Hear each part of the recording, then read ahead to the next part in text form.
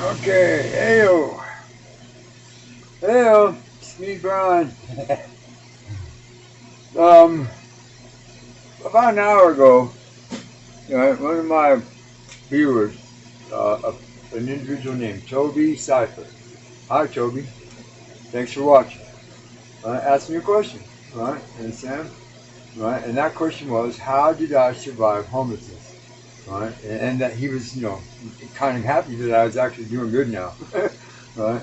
Right? And I'm pretty sure a lot of you are curious, what I'm saying, as to, what transpired for this drastic change in my life, right? And how I did escape homelessness. Right? So there's a few of you that know the story. So let me give this first, Toby. Let me give you the background of that video that you watched, Top 10 City Survival Tips. That video was made, right, in I believe 2017, 2018, somewhere around there, at the peak of summer in the city of Phoenix, Arizona. Right. Up and on. I mean, I spent the majority of my adult life living in the city of Phoenix, 41 years. And for probably about 10 or 12 of those 41 years, up and on, in between, there's gaps. I was homeless, right? For this situation or that situation, this reason or that reason, whatever. For every homeless person, I've said this 100 times. For every homeless person, there's a reason for homelessness. There is no overall, right, reason for homelessness. Each person is individual, and each case is an individual case. Right? Understand? So, but this last stint, from 2017 to 2020, right? I was just homeless out now. Now, Phoenix is, believe this or not, Phoenix is a relatively easy city to be homeless in. With that said, here are the reasons why. Right? Because it's big. Because there are a lot of people. Right? Because there are a lot of resources, right, that you can find, that are going to sustain your life, or in some cases make your life a little bit better. Right? There are all kinds of programs, right, and casts, right, and all that stuff, if you want to go the system way to try to escape your homeless situation, then there is plenty. There are literally hundreds of different churches, the Catholic Diocese, the Lutherans, the Methodists. There are, the Homeless Project.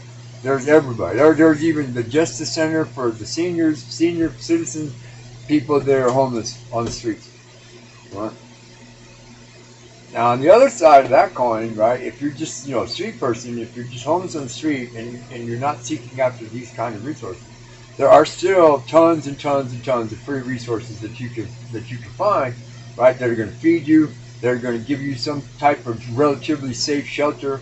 There are groups of people that you can, meet, link up with and try to get into the family system. I made all these videos. I made all of these videos for you, Toby, right? And the Homelessness and You playlist. Look it up. All right. But anyways, all right. So let's flash forward, right, into why I'm here. All right. Way back, right, I met Teresa when I was living here in Rachel, Nevada, Area 51, another playlist, right? You know what I'm saying? And because we were co-workers, we worked together, for the little alien, and we became friends. Right, and through that friendship, I met her parents, right, and her daughter, and a couple of other family members, right. So I've known this family for a number of years, right, and they all like me, I'm a good person in their view, right, and everything was good, right, and I lived in Rachel for like a year, right. Okay, well, I came back to Phoenix, I ended up homeless, blah blah blah, right, and this past winter, right, like at the turn of, 2020 to 2021, right, Teresa was scheduled to have a couple of major hip replacement surgeries done, right, and she was living out 25 miles north of here where we're at now, right, in a little camp trailer with some friends of hers, a lady named Aunt Lemon, right, Auntie Lemon, right, and Daylene, all right, in a little camp trailer, much like similar to this one, all right, okay, and she wanted, there was two reasons in her mind, right, to bring me here. Reason number one was she wanted somebody to help take care of her, right, during her recovery time after these surgeries, and to become a, and to integrate into the family and to become a, right, because there's lots of things for me to do here, lots of things to do, right, you see, and that, her daughter Tasha, right, was starting a B&B up in Manhattan, Nevada, which is 22 miles that way, right, and that if I would help Tasha set up the B&B and redo some of the other properties for her so that she could rent them, right? And eventually, we would move, me and Teresa, right, after all this work was done, everything was ready, and she was healed up enough, we would eventually move up to Manhattan and we would live there, and I would become the caretaker / maintenance guy for the properties. Okay, that was the first reason.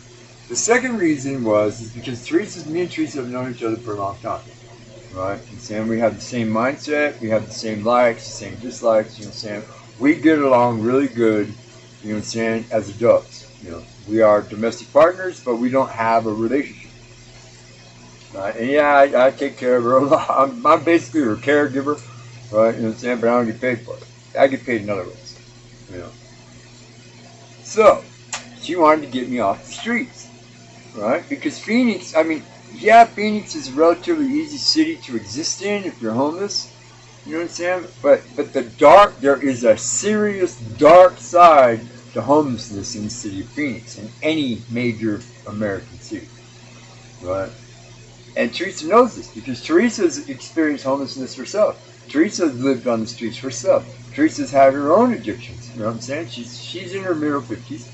You know what I'm saying? We have, between the two of us, we have been through enough shit to make 10 dead people roll over in their graves. No. You know what I'm saying? So she wanted to get me off of the streets and out of the city because she knew, because when we lived in Rachel, I thrived in Rachel. I did really good out there in Rachel, right? And I always liked Nevada. We rode our bicycles across Nevada twice, me and Nana. Right, and until I decided to stay. Right now, I came back here.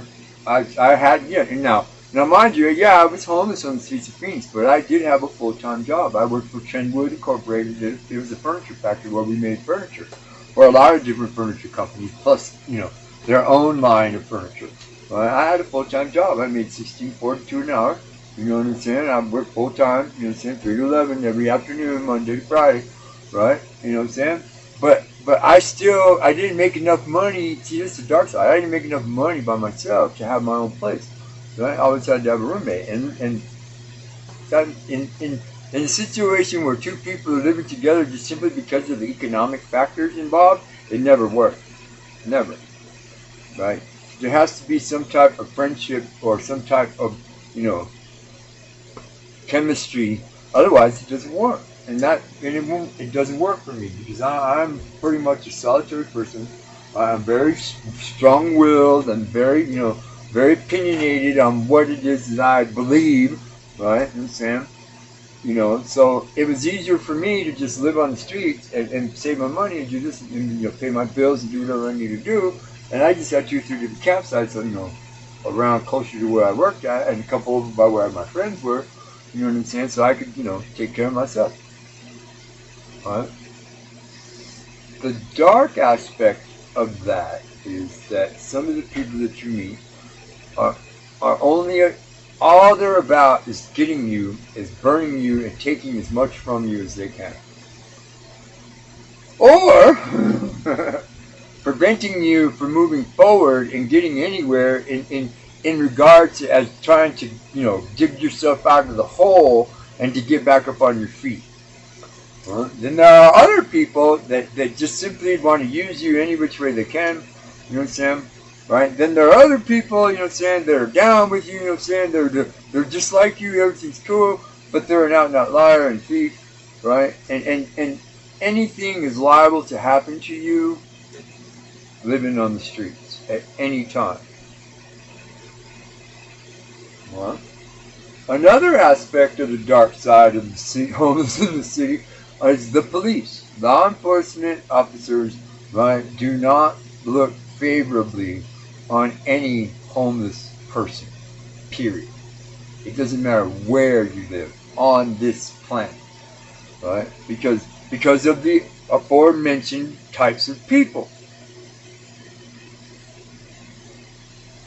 I'm not lying to you, bro. I'm calling it straight. Any one of my regular subscribers or viewers, they will tell you straight up, Toby, right, that I don't tolerate bullshit, I don't talk bullshit, I don't listen to bullshit.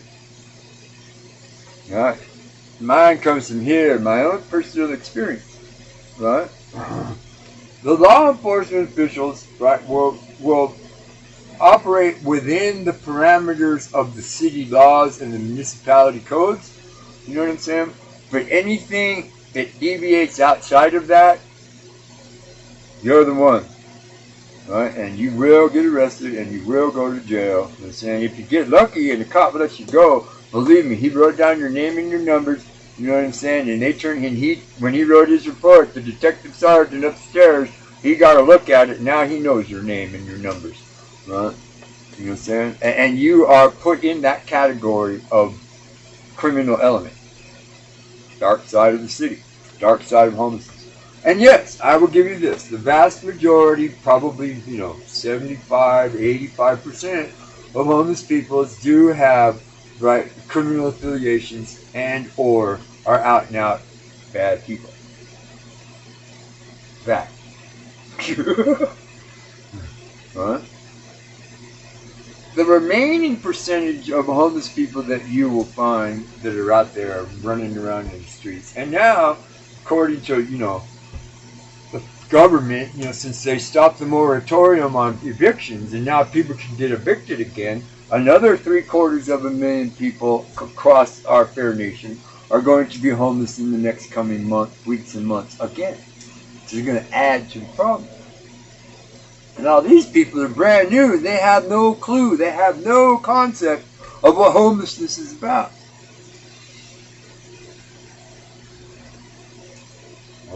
So, yes, I'm doing good here. Yes, I like it here. Yes, Nevada loves me. And I have become an integral member of this family for this reason. Because Jimmy and Marlene, Teresa's parents, and Jimmy just passed just a few months ago, rest his soul, you know what I'm saying? They gave me this opportunity. They gave me the opportunity to have a family again, to be somebody that people care about, to be somebody that people depend on, to be that person that makes it work, right? When everybody else is giving up or doesn't want to, you know what I'm saying, or ain't got time. What? Do I get paid for all of this? Yeah, sure. I get a 6-pack of beer here, you know what I'm saying? I get, they take me up to, I get to go this and camping and hiking, and I get to build me a motorcycle, and I get access to all the machines and the equipment and wherever I want. You know what I'm saying? And yes, I could probably make a lot of money out here fixing stuff for the neighbors and everybody else. Right? But my focus, my goal is Manhattan, is to live in that little yellow house up there on that mountain with my own workshop, with my own tools, with my own ideas, with my own, right? And that's why I'm doing good here, because I have the mindset, you know what I'm saying, to put homelessness behind me. But at the same time, right, I take all of that experience that I brought with me from being homeless, and I apply it to the skills that I have to do all of the things that I need to do every day. See, that's the concept that's lost on homeless people, right? To do something every day to move forward. They get trapped. They get trapped in the cycle, bro, and they just go around and around and around and around. They do the same thing over every day. It's like Groundhog Day. right? And they get worse, and they get worse, and they get worse. You know what I'm saying? And then there's, at a certain point, after, you know, a couple, 2-3 months of being homeless on the streets, a newbie, right? There comes a point where nothing else matters anymore. It's almost like all their emotions and everything are just turned off, and it's all about themselves and what they can get, and they don't care who they step on or stomp on or burn down or shoot up, right? And saying to get what it is they want. Yeah, I escaped homeless, but I've escaped homelessness before, and I'm still the same person because of it. Right? I hope that answers your question. You know what I'm saying? And I hope that it draws you in a little bit more so that you'll explore farther around in my channel and find out what kind of a person that I really am. Now, mind you, there's a lot of junk and a lot of old, stupid stuff here, you know what I'm saying, that I plan on getting rid of over the course of this winter. You know what I'm saying? There's a video that I talk about that, you know what I'm saying, with my friend Norman, and he's going to help me do it. And I'm going to, you know, revamp my channel, and it's going to come out the other end looking way better. It's going to be a lot more informative. There's going to be a lot more cooler stuff that we're going to do. You know what I'm saying? But I'm still going to do some of my older stuff. And here's the secret.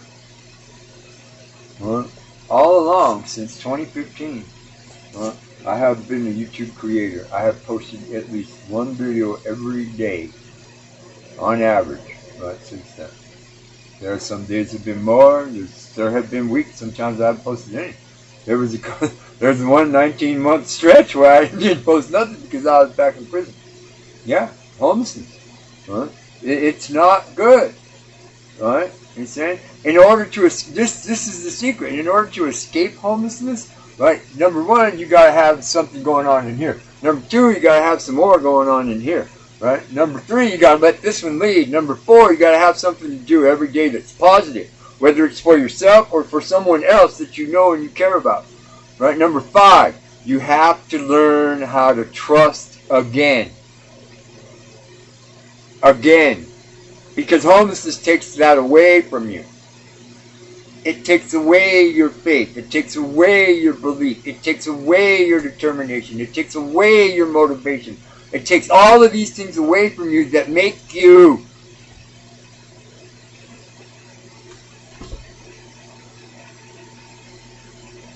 You have to learn how to trust again. And you start by trusting yourself and the decisions that you made right here.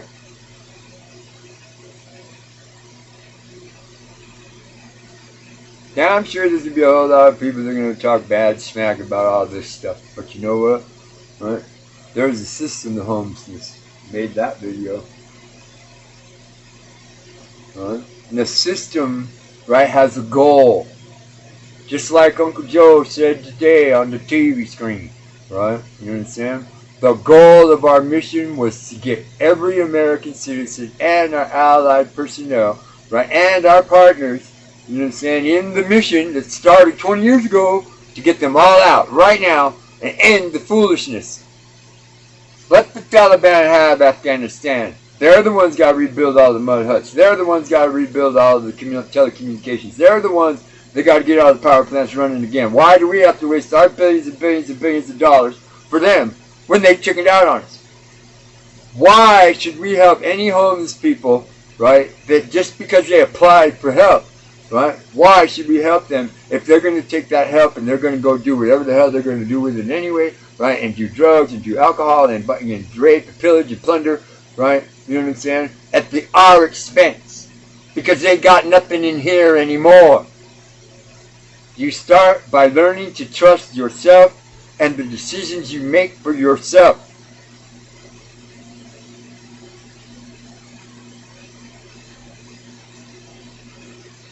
It's me, Brian. Please like and subscribe to this video and share it, right, to the core forums, right, you know what I'm saying, to the communities, right, if you think it's good enough for somebody out there to get the message. Thank you.